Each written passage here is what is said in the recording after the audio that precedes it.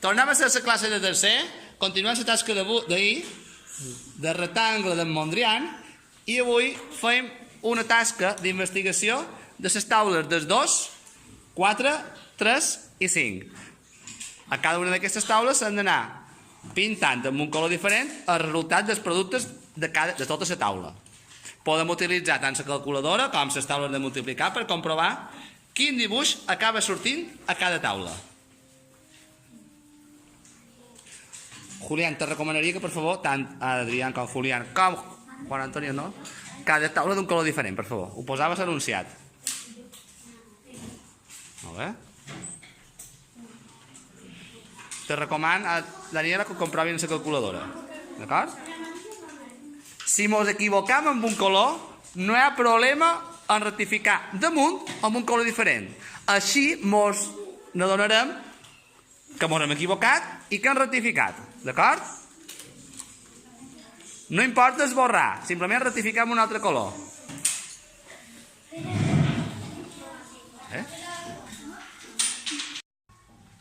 Estem posant en comú l'activitat de dibuixar el resultat de les taules de multiplicar. Els dels 2, dels 4, dels 3 i dels 5. I veure quin dibuix és el resultant. A la taula dels 2, Naina havia comentat que el resultat sortia, quin dibuix sortia? Sortia una columna 9, una columna 5. Molt bé. I què t'havia passat a la taula dels 4? La taula dels 4 jo em pensava que era igual que la dels 2, però en els números dels 4 i dels 8, en les columnes dels 4 i dels 8, però no era així perquè no estava distribuït en columnes. Un moment, a qualcú més li ha passat el mateix que Naina? Fora cap empeguiment. Vos ho pensàveu, no? És una cosa lògica, si la taula dels 2 i la taula dels 4 havia desapareguda. Molt bé, però en canvi han descobert que no era així. Com està distribuïda la taula dels 4, Julián? Com l'has vist tu?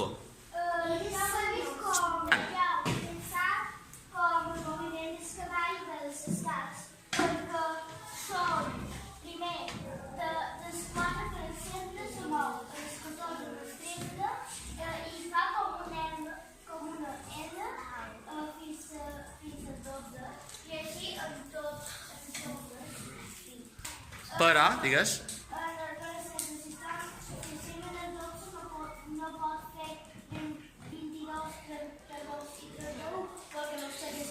O sigui, no faria tots els moviments del cavall, però sí alguns, no? Podria fer tots els moviments del cavall? El que quedem, sí o no? Mira, Àngel, però si aquí no pots fer un, dos i aquí. Simplement pots fer aquí. I això ja és un moviment d'escolar de les sensacions com a paraula. Sí, però Àngel, crec que t'has equivocat. No estic d'acord amb tu. Perquè no es passa a taula això. No es passa a taula això. No es pot fer. No ve dins.